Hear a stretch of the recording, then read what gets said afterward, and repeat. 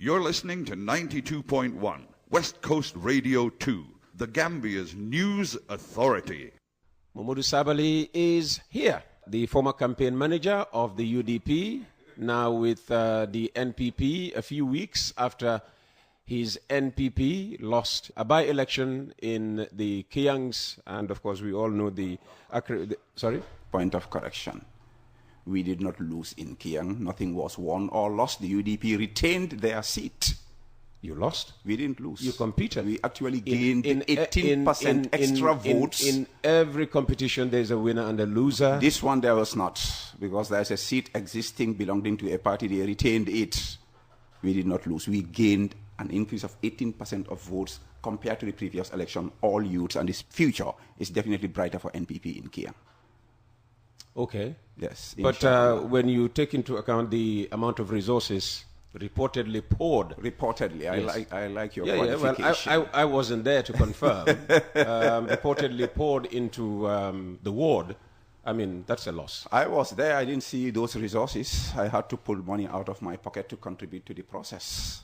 There was no excess of resources. If there was any, knowing UDP and how they finance their campaigns outside the party's treasury from the diaspora, they just might have spent more than us. About how much would you say they might have spent? Well, perhaps 4 million. Perhaps in that range. And you didn't spend anywhere near that amount? No, not close to that. And what about human resource deployment? Well, they did their entire cabinet. We had 1 or 2 cabinet ministers. Their cabinet executive, which is the cabinet de facto, Lamin Mane, Talib Bensouda, Rohim Malik Low, Yankuba Dabo, Landing Sane, even their chairman from North Bank, my grandfather, Seni Sabally, moved with his delegation to Kiang. They deployed more resources, both human and intangible, than NPP. But for some reason, the media just glossed over that. Okay, and in terms of human resource deployment, what did the NPP deploy? We did 1 or 2 ministers. Dr. Demba Sabally was there, Dr. Ismail Asise was there, and then it was just the campaign team, Lamin Cham as campaign manager, Dusano, organizing secretary. Some of us would just go for 1 or 2 days and cheer up the boys and come back. The deputy speaker wasn't there? The deputy speaker was there occasionally, 1 or 2 days. I didn't hear you name him. I mean, I'm mentioning the party's campaign structure. That's Lamin Cham and this guy. The deputy speaker came. He traveled, I think, twice within that campaign. That's it. Rohim Malik Low was in the streets with our phone, going on Facebook Live, talking to people. Man, these people, they gave it their all and they retained their seat. Congrats to them for the retention. Fantastic. And Peter, congrats to these 2 young men who contested. Bakari Jaju, Lamin Jaju. Wonderful, decent, democratic to the core. They ran their campaign in a very civilized manner. And then they met and hugged each other. Peter, I think this is a huge win for democracy in this country. Okay. And then there was the embarrassing situation of an NPP supporter, literally, from what you hear, insulting the whole of the Kiangs. That was wrong. And I understand he apologized. It's wrong. It's unacceptable. That has no place in our democracy. Because it would have turned the argument of UDP being the insulting party to NPP now being the insulting party. It's just one rare incident, and I'm glad Bahum apologized. We cannot, even NPP as a party, we don't encourage or accept those kind of behavior. Okay, all right. In the past week or so, we've had the UDP's Secretary General and party leader give his first press conference of the year, and then of course we took 2 days here on Coffee Time to dissect, the press conference hinged on 7 key points that were discussed here by Larry Cisse. I mean, some of the charges made were of political nature. You listened to the press conference. What's your response to some of the? I heard one of your colleagues say attempts to make cheap political points. Yes, I think for once I'm a bit surprised that UDP would do a press conference of political nature in the first 10 days. They've always done press conferences, even when you were there. Peter, let me learn. Okay, go in ahead. the first 10 days of Ramadan, Dalal Akjama. When usually we want to tone down the political rhetoric, even Momodou Sabally was trying to tone down, they came up with this. Interesting. I read the talking points. I don't know why they did it, but they actually released their talking points, and it gave me the time to go and look at all They would say they've always been transparent. Well, I don't know about that, but this time I saw talking points, and when I read through them, I was actually further even more convinced in the right track that President Barrow has put in this country in terms of socio-economic development, democracy, human rights, freedom of information, freedom of speech, and everything. I think definitely, for once I saw, once again, the advantage of an opposition party trying to hold a government accountable. Because if you look at all those points, they started off with trying to downplay the importance of us as a nation celebrating 60 years of independence.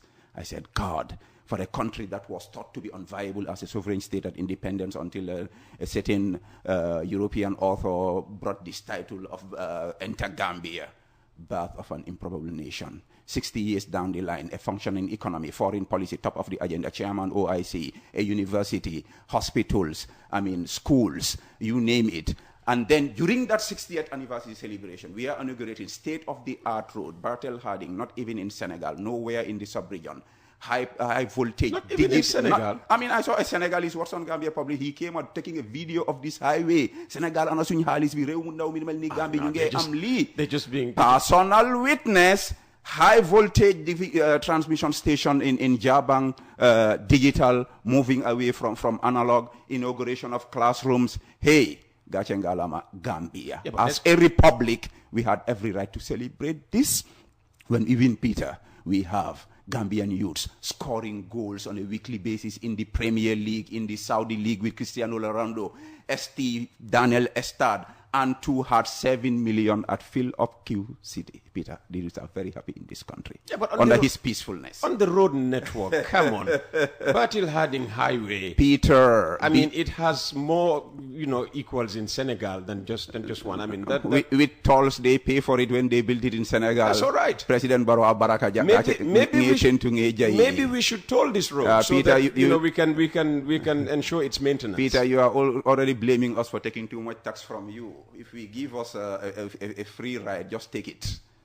It's a complex global economic situation, but this is Gambia's edge over these other countries. Okay. And it's not just Bartel Harding, Peter, the connecting roads. Yesterday, I had guests from Brusubi. They were just amazed. They said, we just got here in 5 minutes because of these connecting roads all over. Peter, electricity, Koina to Kartong. In Sabah Sanjal, we are going to declare ourselves a city-state very soon. The criticism of our independence celebrations were the celebrations per se or the amount spent on the celebration? The ethos of it was there was nothing to celebrate. That's what they are saying. And I said this is not just a critique on Barrow, it's on Sadaura Kairaba Jawara and every other person who contributed to the building of this nation. Okay, what about criticism of the budget for the celebration? Well, the budget for the celebration, I wish they understood the breakdown of this budget. I was in the committee. Make us understand. Money was used for repairs of McCarthy Square that was supposed to be done by a local council run by this opposition. They just let it run down like that. McCarthy Square is iconic. We spent money to rehabilitate that place, give a facelift to not only McCarthy Square but also the quadrangle,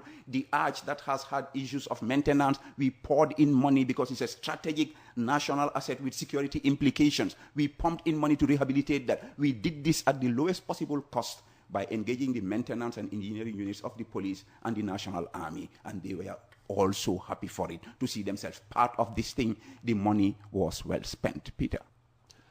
Sabs, where do you stand on this diaspora voting brouhaha? Interesting, Peter. I think you realize that I've actually not spoken about it virtually so far.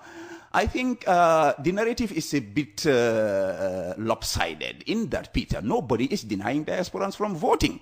Every Gambian diaspora can come home here and vote. That is the reality. Yeah, what we are talking about is the convenience aspect of it. Yes. This is where there is disagreement. So let's get that clear so that the debate can be conducted on a fair and balanced platform, as our late brother Panderi would say. Now, the thing went to the National Assembly. They did not agree. Some voted against it based on... Because it's NPP It's dominated. not just NPP. No, it's there are NPP, also independents in this, Peter. Let's be fair. No, we're saying NPP dominated. Hallelujah. We are the majority in the House. Yes. But these people feel that because of a constitutional provision that has been met, we cannot go ahead with this. It's an issue of process. What came out of it is a debate which I saw as generally healthy, apart from a few people bullying our National Assembly members, and I think that's unfair.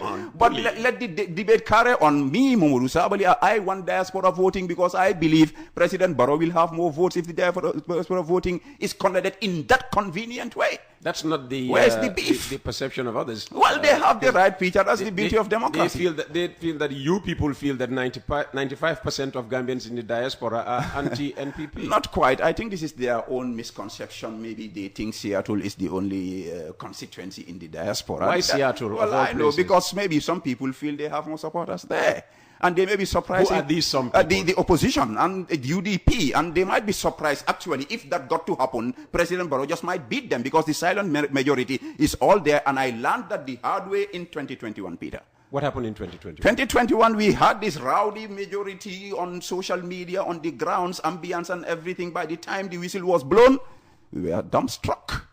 So appearances can be deceptive. Let them be careful about this diaspora voting. I think in all fairness, they should vote. We have probably, Peter, when I woke up today on my coffee, I said, there's one thing I like about PDIS. You had coffee what time? At 5 a.m. because I know you would not offer me, Peter. So this is not the first time you are denying me my right. So when it comes to legality and due process, let's follow the rules. Let's not force it. Let's not force it. On the sale of strategic state You are still assets. using that word after your interview with the Honorable Finance Minister, Peter. Yes, strategic state assets, because this will come during the campaigning. I mean, absolutely. This selling of state assets. Peter, you are still using that word. The minister explained to you the legal and financial definitions. Remember, of this. I am putting UDP claims to you, all right, to address politically. Thanks for the clarification. Yes. I just love the way Honorable C.D. Keita clarified this thing. Nothing is sold. Concessions and leasing is what's happened. And C.D. put in something here. We need to raise the national conversation beyond just finger pointing into ideology, into philosophy. Why do states lease or get into concession agreements about state institutions?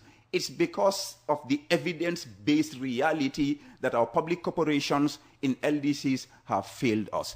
CD mentioned GPMB, he mentioned NTC, and other public institutions that have failed. Why? And I know this from my basic undergraduate economics, the misalignment of incentive mechanisms. When private businesses run their businesses like Peter Gomez would do, Peter would hire 10 staff to run this radio, whilst if it's a public corporation, the state would hire 30.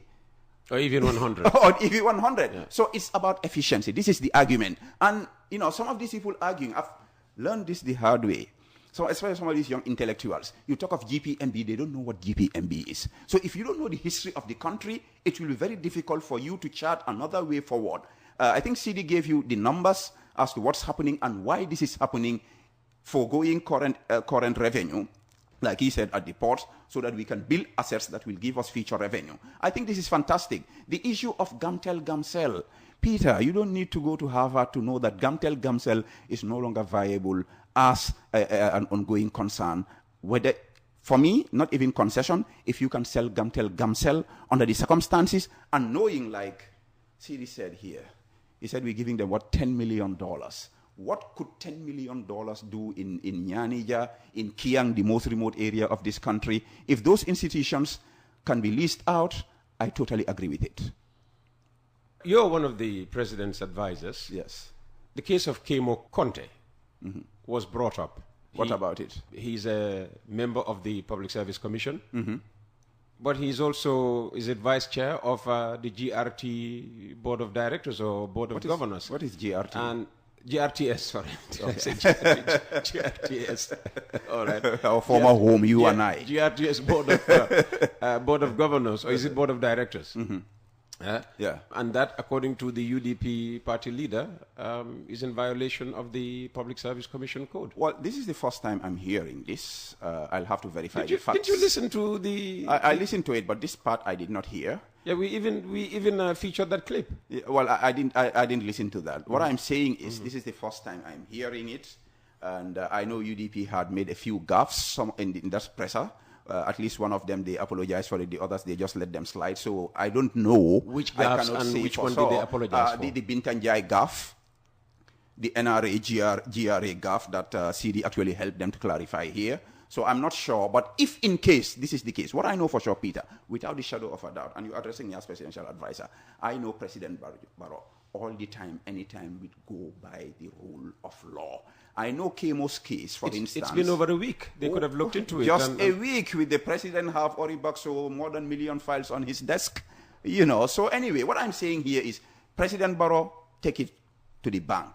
He will always do what is right. If it has happened, maybe it's an oversight. Kemo was in the NPP executive. What happened? He resigned because President Barrow wants to do things by the book. I'm just hearing this. Perhaps, just perhaps, the president has heard. If that is the case, I don't have a doubt that President Barrow will correct it.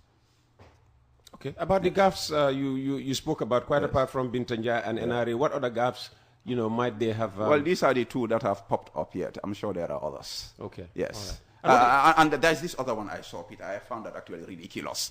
The UDP is claiming that the Gambia government is relying on taxes, loans, and grants.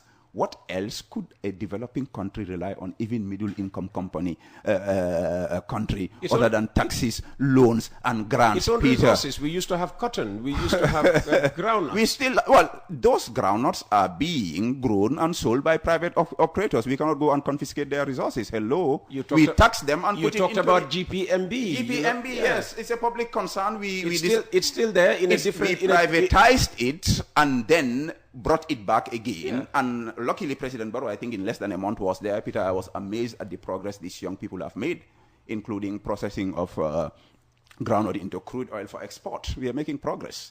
When the farmers are not happy? The farmers are very happy. The farmers are not happy. The farmers are complaining. They have given the state their products and they're not getting money back. The products are being bought. I think there were technical constraints in terms of receiving, cashing out, because once the transaction is done, it's actually in your account.